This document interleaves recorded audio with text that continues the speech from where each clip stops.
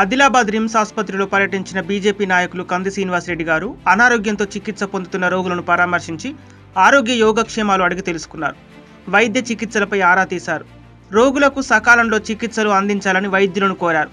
వారి వెంట పలువురు బీజేపీ నాయకులు, కార్యకర్తలున్నారు. కంది శ్రీనివాసరెడ్డి సేవలను మెచ్చి ఎందరో ఆయన అభిమానులుగా మారతారు. మరి ఎందరికో ఆదర్శం అవుతున్నారు. అందుకు సాక్ష్యంగా నిలిచారు ఆదిలాబాద్ పట్టణానికి చెందిన నవీన్ అనే యువకుడు. కంది శ్రీనివాసరెడ్డి గారిపైన ఉన్న అభిమానంతో ఆ యువకుడు తన ఛాతిపై కంది శ్రీనివాసరెడ్డి రూపాన్ని పచ్చబొట్టు వేయించుకున్నాడు.